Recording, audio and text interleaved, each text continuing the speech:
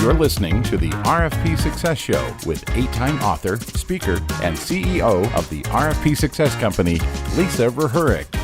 Tune in each episode to learn what today's capture and RFP teams are doing to increase their win percentages by up to 20, 30, and even 50%, and meet the industry trailblazers that are getting it right. Let's get started. Hello, everybody, and welcome to the RFP Success Show. I am your host, Lisa Rehurek, founder and CEO of the RFP Success Company. Today, I'm going to share with you some best practices, really lessons learned, in how to plan for an effective response timeline. So here's what happens, right? You get the RFP, you sit on it for a few days, you talk internally about whether you should respond, you see a due date out into the future. No one necessarily has a huge sense of urgency, maybe a little, but not quite enough. And in fairness, everybody has jobs, right? Everybody's working on other stuff. There's either other RFPs on your plate because you're a proposal person, or you're a business owner, a business leader that is has a to-do list a mile long. And so this gets added to the list, but nobody is right on top of it a lot of times. Not saying that that doesn't happen, but a lot of times people are just not right on top of it. And so what happens is that days go by and people are still having sidebar discussions and people are still trying to decide, should we bid on this? But that will bite you in the patootie later down the line. So I wanted to share some best practices with you, because we do see this all the time with our clients who come to us and say, oh, we've got an RFP that's due in 3 weeks. It's like, okay, only 3 weeks? Well, we've been, we didn't get it for a couple of days, and then, it's taken us a couple of weeks to figure things out. You've got to be working during that time. So let's talk about what these best practices are. Number one, the very first thing is that you have got to get on this ASAP and start working on it. So get the writing assignments out. If you sit on it for more than a day or two, again, that loss of time is going to bite you in the ass later down the line. So even if you don't know if you're going to bid, start pulling together a response template. Start getting organization of how the response will go. Put those writing prompts in. Get those. A lot of times we'll put tables in to guide the writers on, what information is needed, or we'll do writing prompts. Get all of that set up. I know it's a bummer if you end up not bidding and you put that work in, but it is a million times of a bummer if you do bid and you haven't started the work. So even if you don't know you're going to bid, you want to start pulling together that information, put together a response calendar. And again, it might be for nothing if it's a no bid, but it's going to buy you at least a day, maybe not two. And I know it's like, how good is that? It is. You need that day or two. We're going to talk about that at the end here, or a little bit later, but you're going to need any time that you can get, you're going to need if it's a go. So start working, start getting the wheels in motion, and spearhead getting that decision made so that you can know one way or the other what's going to happen. All right. So that's best practice number one. Do not let it sit there. Get on it ASAP and start working. Number two, everybody assumes that the writers need the majority of the time. We think it's all about the writing, the technical writing. Super important, of course, right? That is absolutely very important, but it's just a part of it. And there are so many other pieces of the puzzle that we forget or we don't realize will take time. If you are a leader in your organization and you have never been deeply hands-on in a proposal, managing it from start to finish, I'm here to tell you, you do not know what it will take. In fact, one of our big clients, many years ago, we were working on a proposal for them, and the timelines just kept slipping and people were not taking it seriously. And at the end of the day, they had to fly out a subject matter expert and a proposal person flew out to the state in which we were bidding on a proposal on an RFP. And they had to be boots on the ground there getting the production done because we weren't going to have enough time to ship it. And in that process, changes kept coming through. People kept taking things out and adding more content. And it was eye-opening for that subject matter expert who had never experienced that before. And he promised going forward he was never going to miss an RFP deadline again, because he saw like, oh, we'd print a copy of it and then somebody would come in and say, we need to change page 8. Well, guess what? You can't just change page 8 because it shifts the content everywhere else. We had to reprint it all, or it changed the formatting, or it messed with the page numbers. I mean, there's a million things that can go wrong in that process. So if you don't know, you don't know, and please stop taking for granted the people that are doing this. They do not have magic fairy dust that's going to show up in the middle of the night. They can sprinkle it on this RFP and it magically gets done. No, there is a ton of stuff that has to happen once the first pass of that technical writing gets done. So this leads me to my next point. You have got to build in time for edits, reworks, more edits, more reworks, sidebar conversations, version control, all of that stuff, not to mention final edits, editorial peer review, final formatting, final look, and then, by the way, production, which thankfully in this day and age, we haven't had to deal with as much anymore, but it still exists out there. Let's hope it doesn't make a comeback after COVID. Let's hope that everybody stays on the bandwagon of submitting via email, fingers crossed there, because that, of course, takes even more time. So we forget about all these things. And here's a whole bunch of stuff I'm going to dump on you that you need to be considering. First thing, if you have multiple contributors, things will be going back and forth. Questions are going to be asked.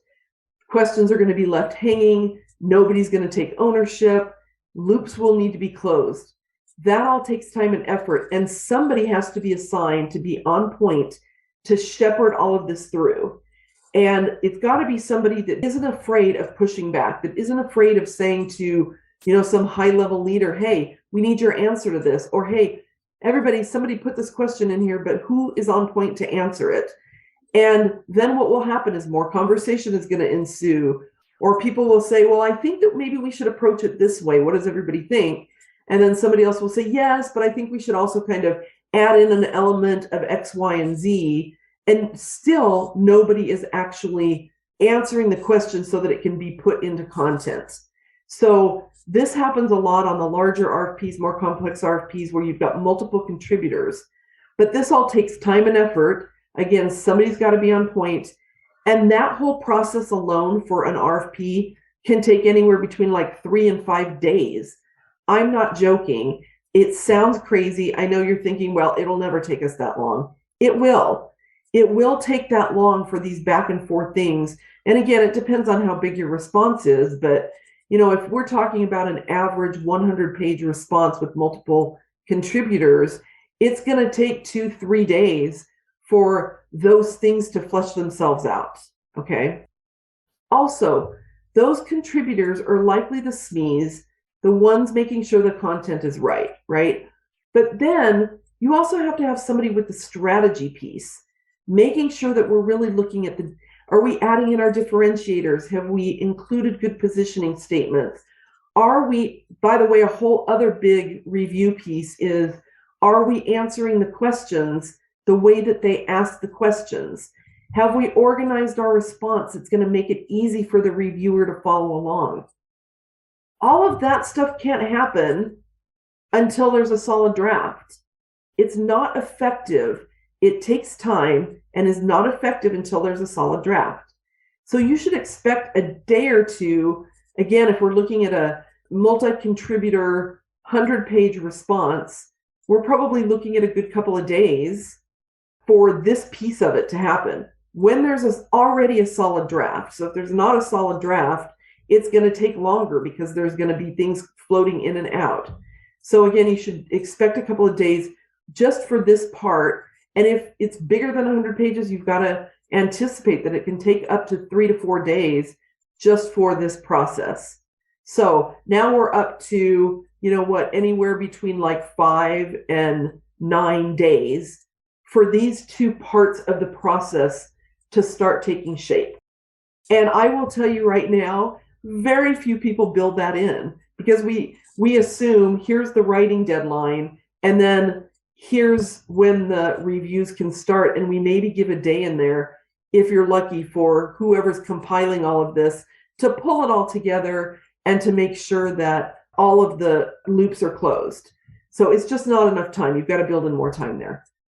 Then, by the way, now it goes into editing and formatting. And this is the piece that I feel that people take the most for granted. I don't know if it's a disrespect thing. I don't know why people think this can happen so fast, but it takes time. And it takes more time than most people realize, unless you've been the one ever doing it. And I always say, man, we need to assign an RFP to edit and format to somebody in a leadership role, just so they can see what it takes. Because I'll tell you what, like, as much as I love the Microsoft products and Word works well, like 95% of the time, there are these quirky things that happen where the formatting is buggy, or, changes that you've just been making for the last hour aren't auto-saving. There is all sorts of stuff that can happen because it's technology, and it can break down. Computers crash, all sorts of things happen. So you've got to build in time for editing and formatting. Here's a rule of thumb. Every page, one page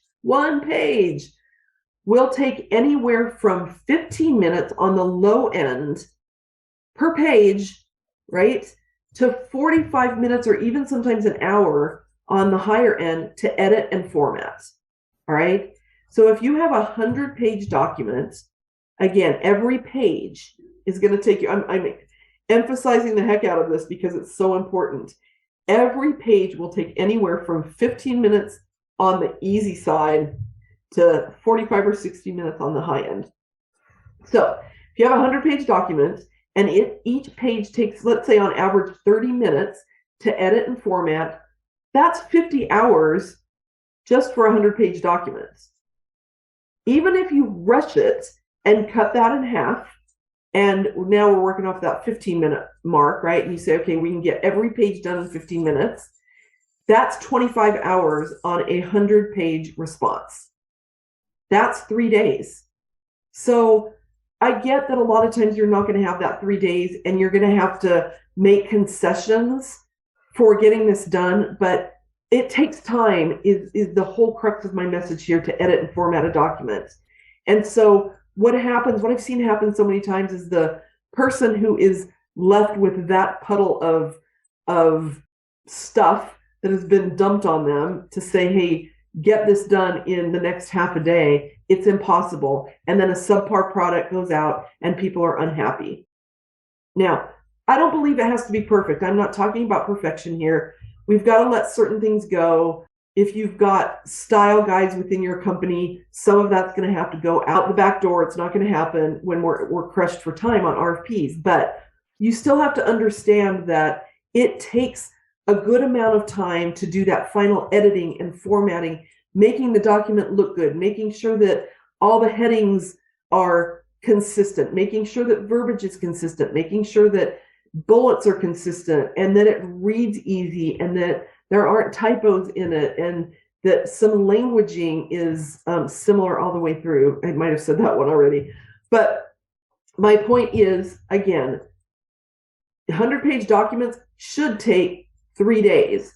You shouldn't cut it down much more than that. So now what we were at 9 days, now we're at 12 days to get this 100-page document out the door after all that first pass of the technical writing, right?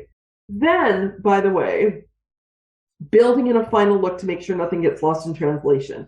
This is especially important the bigger the RFPs are, because things can get lost more easily. The more fingers you have in the pot, the more important this is, because things get lost in translation. So we always build in a day for final look and submittal, assuming it's an electronic submittal, okay? Final look and submittal can happen on the same day. We also always like to say this should be a day prior to its due date, because again, you just never know what goes wrong with technology, and you just build in that buffer. I swear it will save you someday, and it's really important. So now we've added 2 more days and we're up to 14 days. Okay. So we're up to 2 weeks 14 days is 2 non-business weeks. That's 2 weeks of everybody working 7 days a week, right? And then none of this takes into account if you have to produce physical documents and ship. That's another 2 days. That's another 2 days. Actually, probably another day added on to that.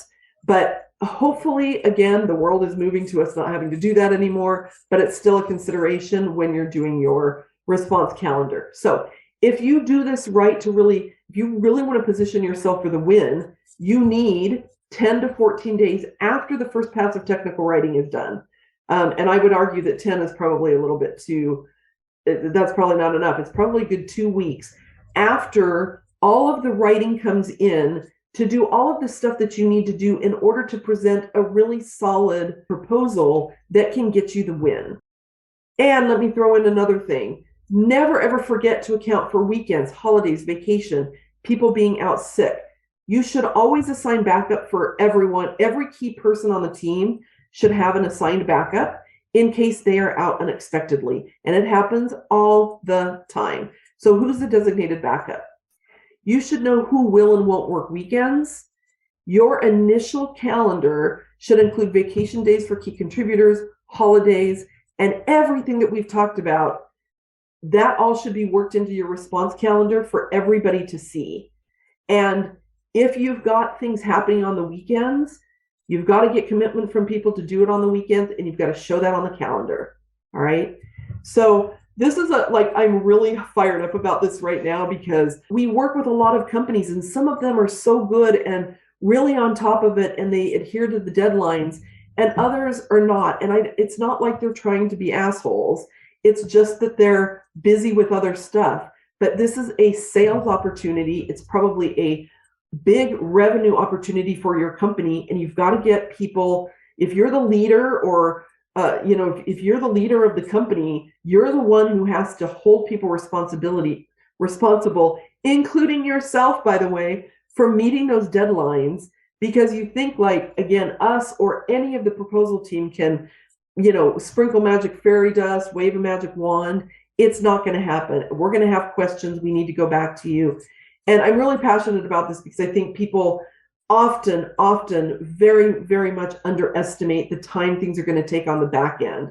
So at least half of the time should be spent writing and getting everything done on the front end, but the other half of the time needs to be spent on the back time, making sure that the appropriate reviews can get done, making sure that because those reviews, by the way, are not just reviews, they are adding value to the proposal so that it's going to make you shine more to the evaluators, and it's going to add value to the readability of the proposal that the evaluators really, really, really need. So heed my warning, go back and listen to this again and write this down. Make sure all of these things are incorporated into your calendar.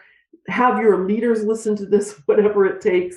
I've been doing this for over 25 years, and it's still prevalent out there that people do not understand the time that it takes to shepherd a document to finalization. So let's all get better at really making sure that our timelines account for what they need to account for and that we all adhere and commit to those timelines. All right, everybody, thanks so much for being with us today. We're going to be back in 2 weeks talking with two powerhouses who have really learned some secrets to creating partnerships that work. You will not want to miss that. This has been another episode of the RFP Success Show with Lisa Rehurek, 8-time author, speaker, and CEO of the RFP Success Company. Thank you for joining us. If you have feedback on today's episode, email us at podcast@rfpsuccess.com. No matter your business size, industry, if you have an in-house RFP team, or need outside support, the RFP Success Company helps increase RFP win ratios by 10, 20, and even 50%. Learn more at the rfpsuccesscompany.com.